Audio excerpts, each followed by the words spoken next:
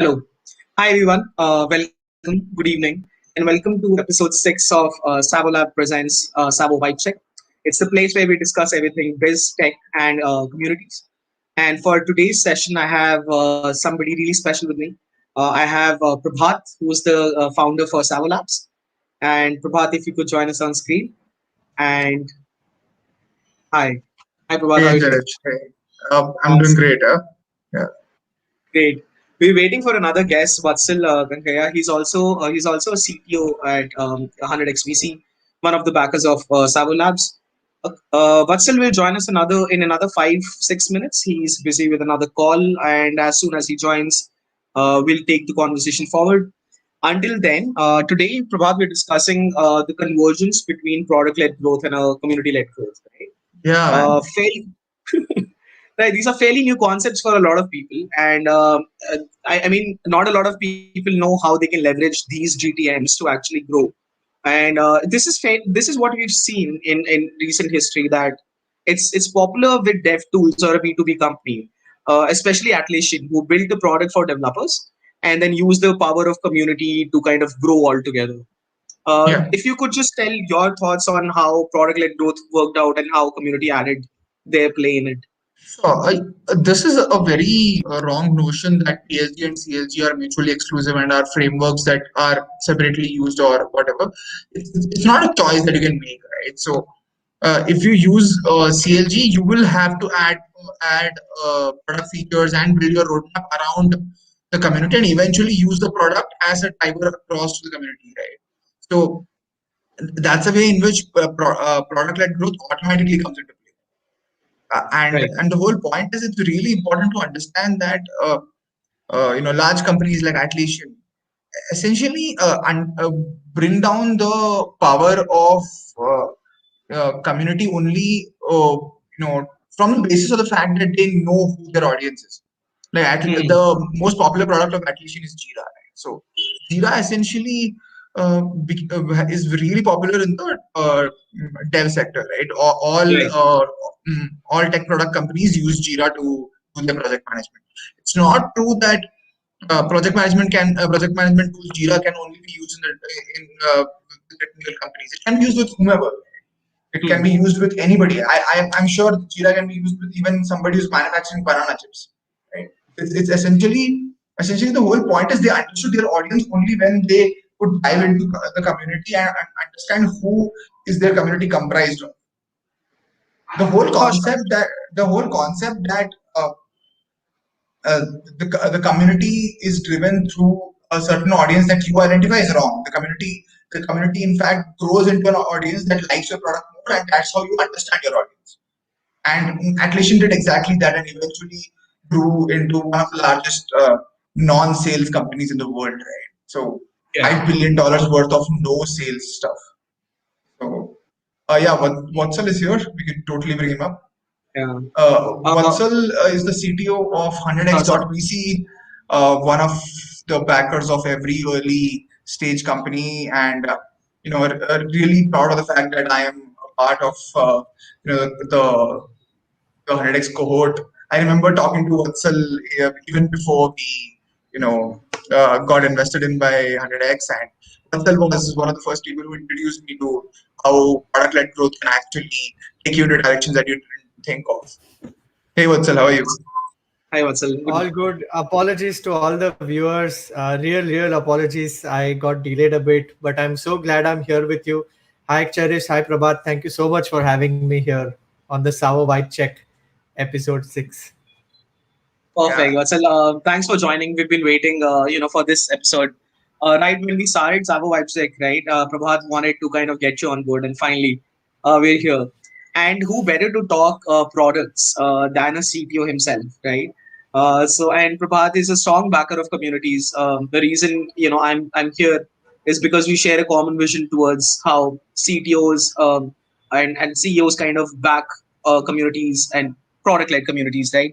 So we were just discussing that how a lot of product companies use communities as like a additional layer to kind of venture into their growth strategy, right? And Prabhat mentioned very beautifully that not like very few people have that insight that communities can be not just dev tools or a B2B business related, but also product agnostic. I wanted to get your views. Do you think that communities is something that is a B2B or just a developer tool based thing, or do you think it's agnostic of any product? And is it just like if, as long as you have a product, you can leverage communities? Yeah, thanks, Cherish. I believe communities are very, very important for all businesses today. Um, Mm, so, okay, let me rephrase that. I believe building distribution before the product or along with the product is very, very important for each business.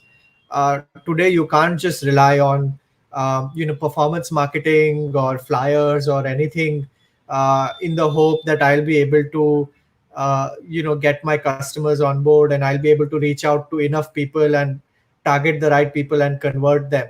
Uh, you need to have some level of human interaction and engagement with each client you're having to be able to convert them. If you have a product today, the possibilities, the probability is that there will pop up, five other people giving an experience similar to you or almost as good as you. Yeah. This building distribution and building community, bringing that humanness, bringing that engagement into your product is very Mhm. critical. So community really works for each company, not just in the sense that it helps you build distribution in a cheap, effective, and good manner and helps you own your own distribution, but also it helps you kind of improve how you engage with your customers and improve customer success, improve customer satisfaction. So I'm honestly a believer that almost everybody should be in control of their distribution, in control of their community, in control of the narrative that is Hmm. told to their customers and how they communicate their values to their customers. That's beautifully articulated. Articulated. Prabhat, anything you want to add? I think that's well said.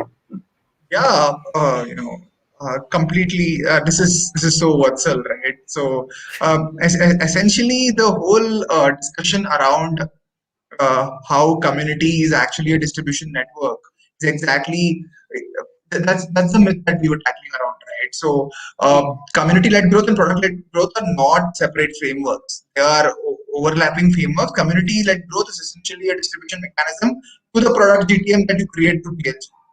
Hmm. And very well put by Vatsal. Yeah. Good stuff. Go on, Yeah. Cherish. Perfect. So one thing that I've noticed, right, like, and Vatsal, you mentioned, you touched on this briefly, that especially in times like these, where we barely see any humans, let alone like meeting them, having that humanizing the entire distribution, like getting to know a person, a community who believes in the same products, uses the same products, and there's an actual person helping you, right? You know face behind it. That's extremely crucial. So now I've seen, especially with the experience that I've had, that a lot of end users kind of dictate what products they have to use, and the end users need a lot of things which are not just like something that an executive can sign on and tomorrow you have it.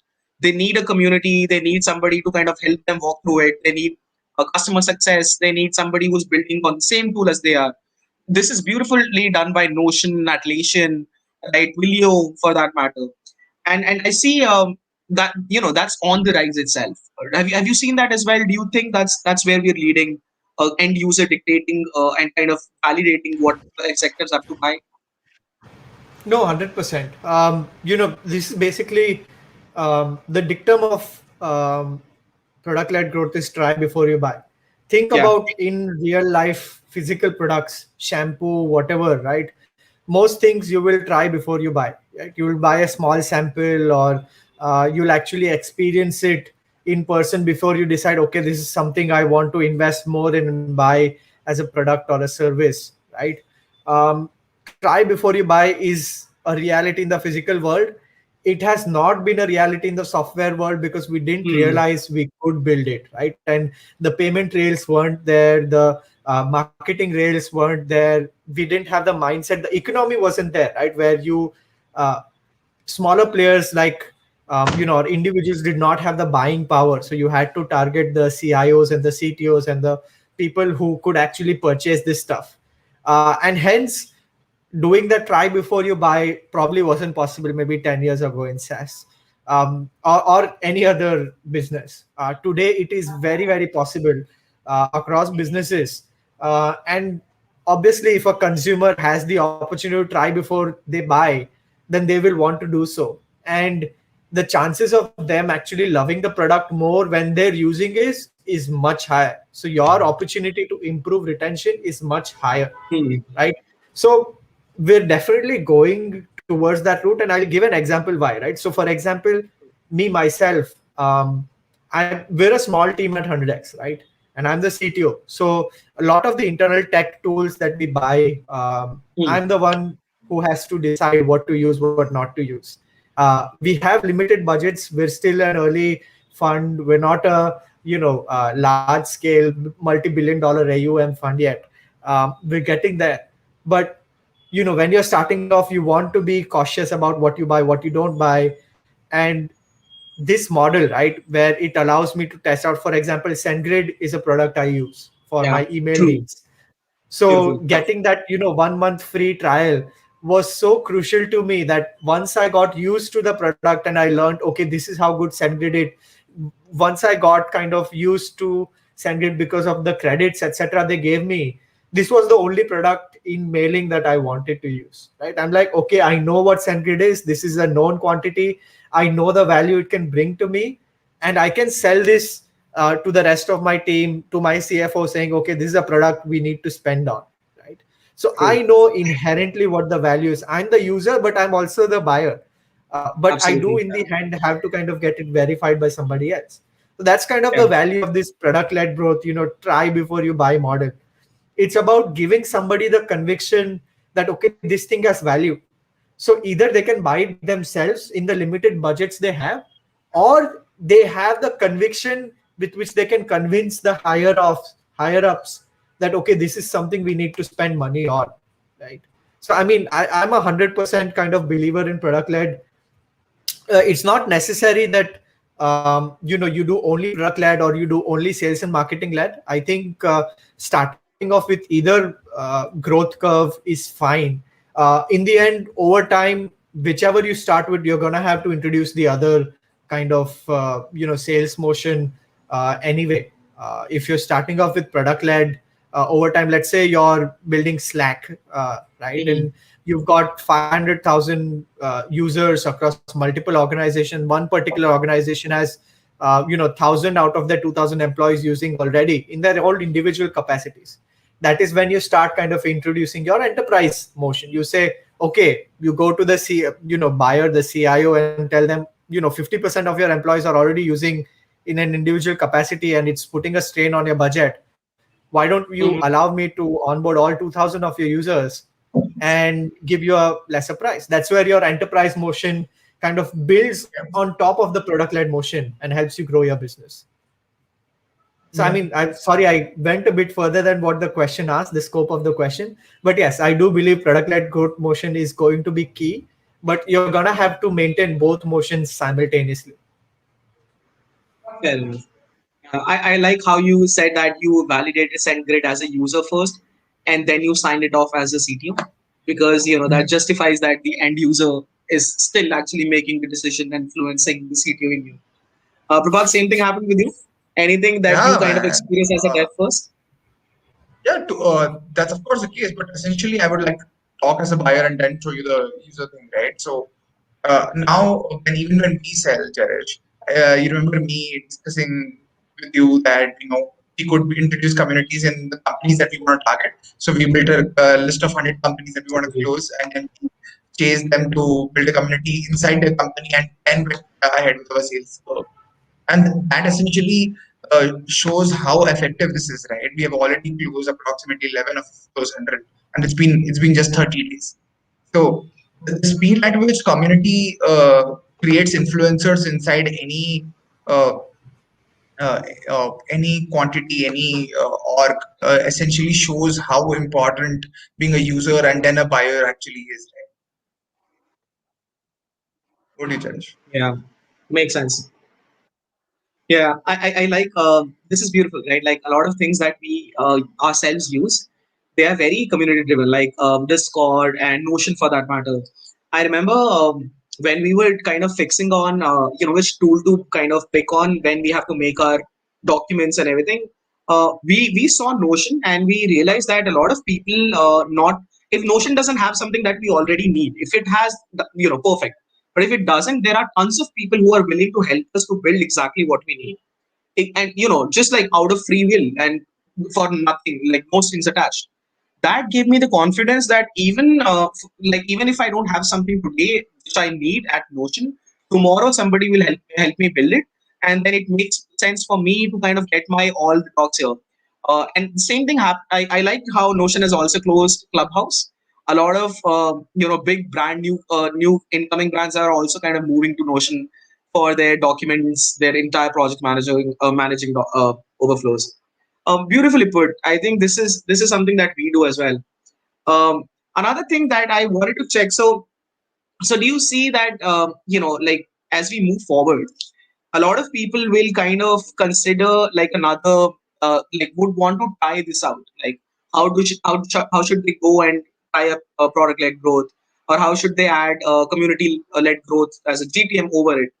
What are some indicators that young founders or like young executives should look at, and then that is indicative of why they should try this strategy? As I'm a founder, what should I be looking at to actually move into this field? Anybody, maybe Vatsal, if you want to take that. Yeah, I mean, a lot of nuance to this question. It's tough to give an overarching answer here that covers everything. I'll try my best, but to all the viewers, there's obviously a lot of nuance here. Every case by case makes a big difference. I'll give a couple examples on where. I mean, I'll talk a little bit on product led, and I think Prabhat would be better placed to talk about how to implement and whom to implement community for. But product led typically would be if you're planning to do something which is cost effective, and you're targeting smaller players, right? So where the average contract value or the average order value is lower, and the idea is I want to reach the masses, huge distribution, but smaller prices. Enterprise sales and marketing is better when you're doing larger AOVs but lesser number of clients, right? That should be clear to you.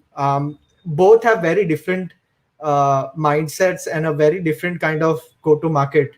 When you're going enterprise and you're doing large order values, it takes 6-8 months to reach out to them, to convince them of the value, to do pilots, to come down to negotiations on pricing. Sales cycle is crazy. Whereas on this side, the sales cycle can be much faster because of the try and buy, the product led mode, etc., etc. Because you're not involved as much. But also what happens is churn is super high. You have to efficiently optimize your customer acquisition, your customer success, your customer retention, because you can't have success managers or sale inside sales team for each and every client that comes in a product led growth. I mean, if you're making $15 a month off of this user, and you're spending like $10 a month on the customer's user retention, Yeah. user success, or and then another $4-5 on the actual cloud services behind it, then you're basically not making any money. So product led growth needs the mindset of I need cheap acquisition, large scale acquisition, and I need to using tech optimize for customer success, customer retention, etc. Right? You can't have human involvement at all in product led growth, and so you need to be ready for that. That I'm going for lots of users, I'm going to charge them not too much, and Mhm. I'm going to make it so easy for them to onboard themselves, to make themselves successful at the product, that I don't have to come in into the product and kind of help them in a individual basis. Once you know that this is something that works for you and the product you have in hand that you're trying to sell, right? Then you can start thinking about, okay, do I want to do a freemium free trial? Thinking about marketing campaigns, thinking about email campaigns, nudges to give, building the right tool tips, looking into the data. And there's a ton you can do. There's like whole tools built on this, right? I mean, Clever Tap, Yeah. there's Amplitude, Segment, Mix Panel. All of these tools are meant to help you figure out how customers are using your product and help you use that data to build better products, to better optimize the customer journey through that. And obviously, there's a lot you can do there. But the first thing is you need to be clear, and that's, I think, answering your question, Cherish, that you are okay with going large scale distribution at cheap rates. You're Yeah. okay with automating all of customer acquisition and customer success, and you're okay with charging them not too much as compared to other players in the market. Prabhat, anything you'd like to add to this or to community led growth? Yeah. So when it comes to understanding if you should go for PLG or CLG, the whole model is uh, the way I decided it was I broke it down to three parts. Right. I was who's going to buy my product, who's going to tell them what to buy, and who's going to implement it. Right. So uh, if even if any one of this is a large scale mass, you can go for PLG. Any one of this. So it's not really important to. Of course, Vatsal put it really well that it's important to have smaller values. But if you are able to create a category of your product which has a smaller order value and or a freemium product, freemium goes really well with PLG. So Yeah. you keep freemium on one side, use that to create a base of influencers or implementers, and then reach out to enterprise level closure that actually creates a better impact to enterprise level sales.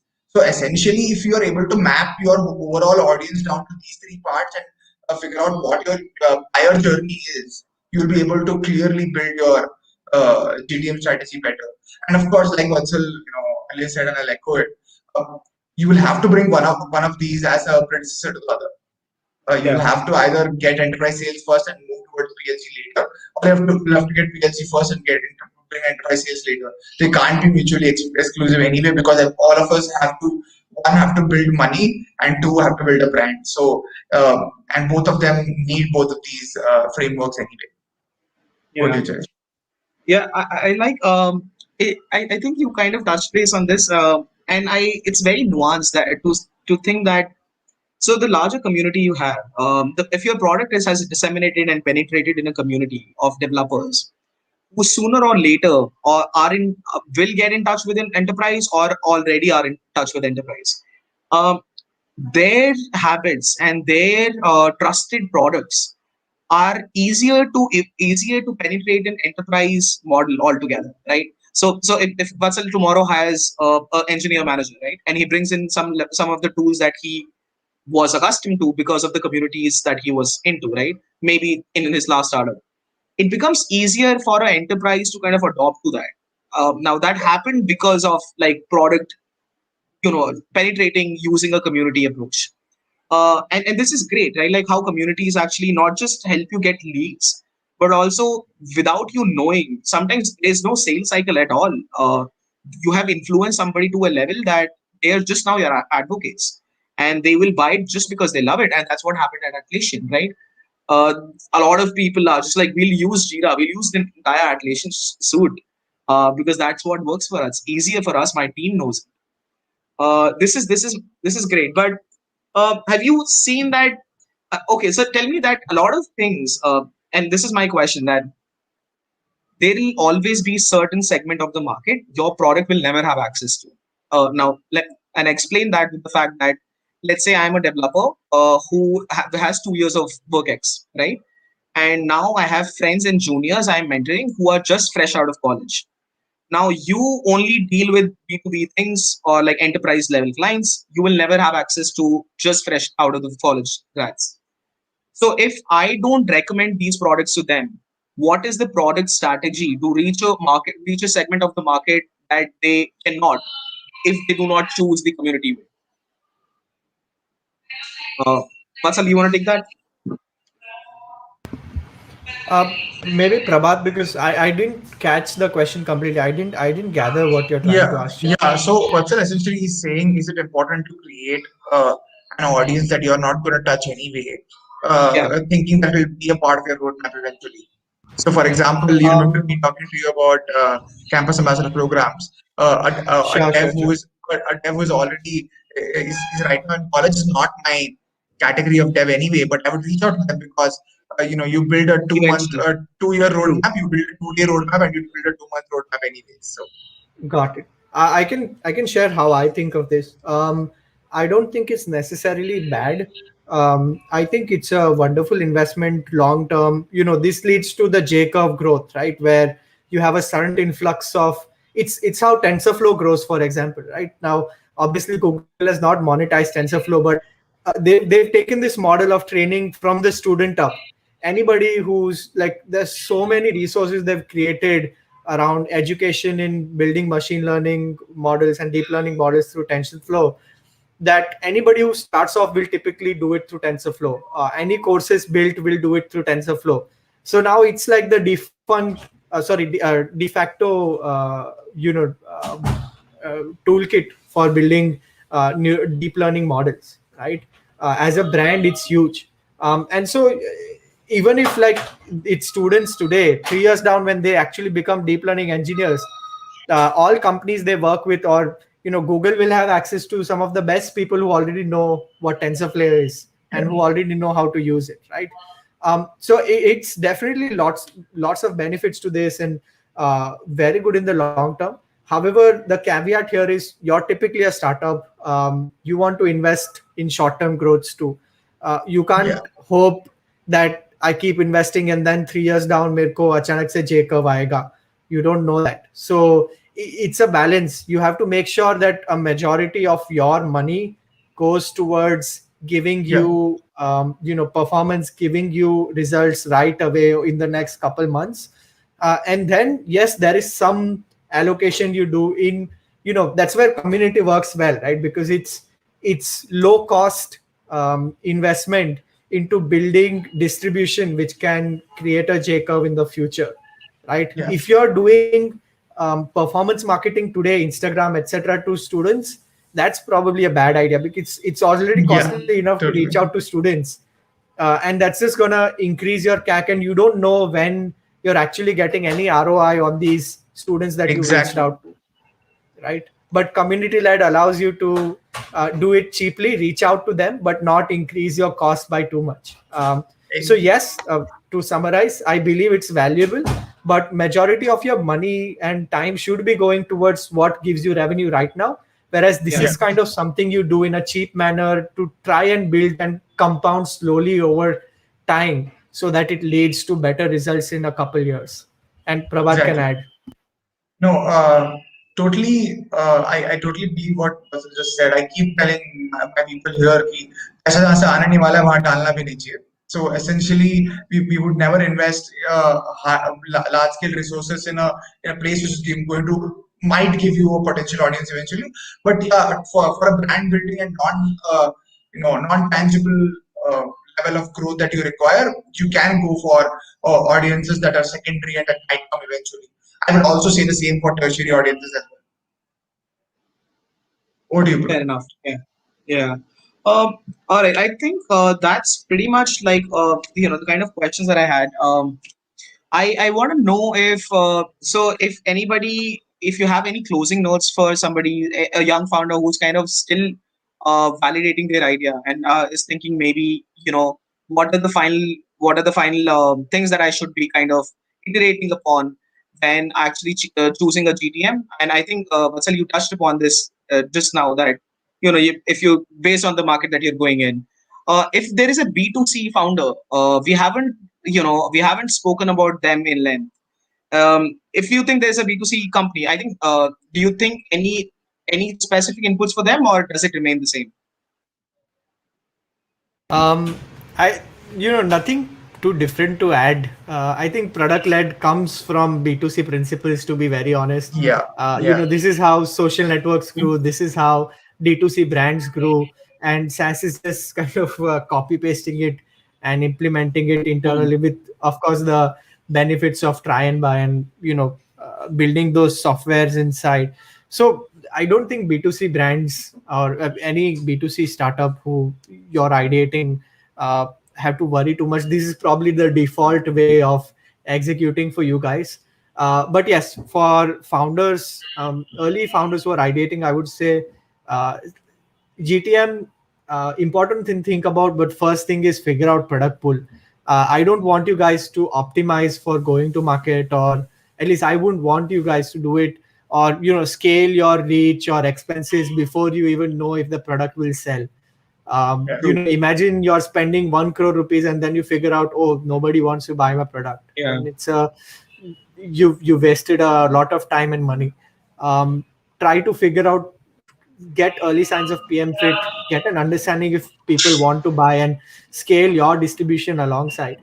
But yes, I would also push build cheap distribution as much as you can. Build your social brand, build communities, engage in communities. Don't go for performance marketing or anything right now. Just keep engaging with the startup ecosystem, engaging with your ideal customers, build communities, engage in those communities. That is where you will get your early adopters. That is where you will get people you can learn from and get feedback from. And that is where you will be able to actually say if I am PM fit or not. And build your social brand. The better your social brand, by the time you launch the product and start scaling your business brand, that will have a huge impact on how your business scales. And obviously with time, remember, your business's brand is more important than the social brand you create for yourself. But Absolutely. definitely your personal brand can give a big boost to your business brand, so definitely worth working on and engaging on from the get-go. Makes sense. Prabhat, any closing notes? Summarized really well by Vatsal. Would love to, push that it's you anything could be a product and anything could be a GTM, but essentially it's really important to understand where you are going and where you will reach 6 months later. And I remember discussing my GTM with Vatsal when I was building the product, and that's nothing that I followed. Hmm. So I not even one. And it's important to understand that starting with when you build a product and when you think this is what is going to happen to me, your projections, your go to market, your audience scale that you're looking at, none of it's going to be true. So I would just say build whatever you think the audience would like, and of course keep testing it using communities, and build your product roadmap from what they want. And that's how I would like to put everything together. Prabhat, actually, good point you raised there. So, from an investor perspective, maybe I can add a little here. Still, if you have a clear hypothesis, it doesn't hurt. Hmm. Not at all. It doesn't mean you execute that hypothesis. You just say, I have a clear hypothesis कि ये मेरा customer है, ये मेरा GTM है, ये मेरा product है. The clearer your hypothesis and the more data back, the better chances of you raising funds, right? Fair enough. Because it shows you have a clear mindset and we know exactly where the funds are going. If Exactly. it fails, you change it with time. That's a different matter. That is expected with startups. Everybody understands that hypotheses fail with time. But the idea Yeah. is to have some clarity internally. Okay, this is how I want to go about it. Whether it fails or not is a different matter. So that's where Prabhat and I had a lot of early conversations on that hypothesis, who we're selling to, how Hmm. we're going to reach out to them. With Yeah. time, those hypotheses were proved wrong, proved right is a different matter, right? But having that hypothesis is what helps him convey to investors the exact story he wants to build or what vision he has in mind. Yeah. Uh, True. Well put. I think every hypothesis doesn't necessarily lead to truth. Some just lead to better clarity, and that's exactly what you said, right? Great. We have one question. I think if we could pull that up on screen, and anybody can take that. Product before community or community before product? Uh, Very commonly asked question. what's all yours? Uh, Yours. yeah, I can maybe give a response here. I don't think either is wrong. Sometimes you build a community and suddenly you realize, okay, there's a product I can sell to this community. Sometimes Yeah. you build a product and then realize, okay, there's a community I need to build around this product. I'll give an example. So SAWO Labs, for example, is a portco which is building community after product. They build a product and then they realize, okay, we need to build a community around it and talk to our customers and get people excited about using SAWO. On the other hand, one of our podcasts, Clinify, if you're engineers, if you're Gen Zers, you'll probably know of it or are part of their community. They built a community first, and then they started thinking, okay, we have this community. How do we build a business around this? How do we monetize it? And that's where Yeah. they build a whole kind of marketplace of live ed tech courses kind of thing. And you can definitely check out the website and stuff. But so it's there's no wrong answer here. It's up to you, right? It's like building community before product is basically saying, okay, I'm preparing before I know what I'm preparing for. It's not Yeah. wrong. It's not going to hurt you. Community कुछ ना कुछ काम में तो आएगा, right? Your engineering degree या whatever books you've read, कभी ना कभी उसमें से एक या दो point कभी ना कुछ काम में आएगा ही. So it's not going to hurt you for sure. But don't, again, the point here is don't think about it. Community before product means you're gonna spend a lot of money and build a community with effort and stuff. Then that's the wrong mindset. Build it in a no agenda community. Build a no agenda community is the way to think about it, right? I'm just building a community organically. I'm just making a bunch of friends, and then suddenly I see, okay, there's this pattern amongst the people who are joining me in this community, among the people who are engaging with me, and this is the value they're looking for and they're enjoying from me, and maybe I can productize this or create a service around this, right? So that is how I would recommend kind of going Yeah. about it, Siddharth. I hope that answers, and Prabhat obviously can add. Yeah, I have this theory which I call the sandwich. So I always suggest people to have community, product community, because that essentially validates every step you do. Of course, I went the other way. Uh, Yeah. that's exactly how I like having my sandwich anyway, without the other bread. But the whole point here is, uh, you know, That's a in, pizza, Prabhat. yeah. So, Vatsal with this humor always. So, product before community and community before product, you can't really pick any one of them, right? It Yeah. just comes, just comes the way you are. I was not capable of building my community before the product. I knew who I was, and I went for product first and then community. And of course, I knew that I couldn't build a community even after the product. So, of course, Cherish gets the salary. But but yeah, when you look at the overall frame of things, it always revolves around who you are as a founder, and Yeah. it builds from there. Like if you look at Kunal Shah builds communities long before he builds products, Yeah. and then if you look at the guys from movie, you don't even know who they are. I don't know who they are. I'm not, never heard of them. So Yeah. product first, community later. Yeah? So Yeah. sure, over to you, Cherish. Makes sense. I think second question that we have is one more question. We kind of briefly answer it. It could be just a yes or no, or like a brief answer. It says, can a product be launched while a community is still in the process of being built? Community, like I like that. Prathamesh, community is always in the process of being built. Community is like your personality. It's always it's Yeah, always work in progress. Yeah, I mean, no matter where your community is right now, if you even if you launch it, you'll realize that if you do the right thing, tomorrow your community will be at a larger pace. So you'll realize it was still being built then, right? yeah, totally. I hope that answers your question. And just to add to what Jerry said, community is definitely not like your personality. You can choose to not have a personality, but always have a community. Yeah.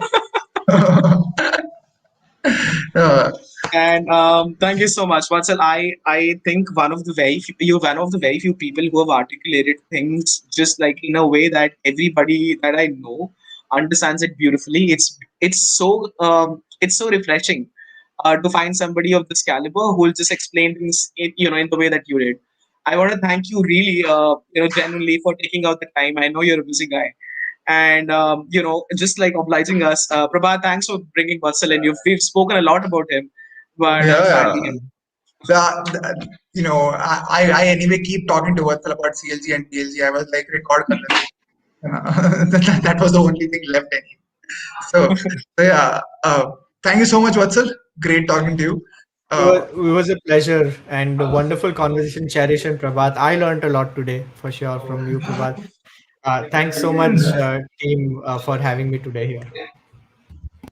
Thanks, Vatsal. Thanks, Thank you so Prabhat. much. Bye bye. Thanks, everybody, for joining. We'll see you at the next episode, Friday, 7 p.m. SAWO Vibe Check here on YouTube, LinkedIn and Facebook. Thanks, everyone. Bye bye.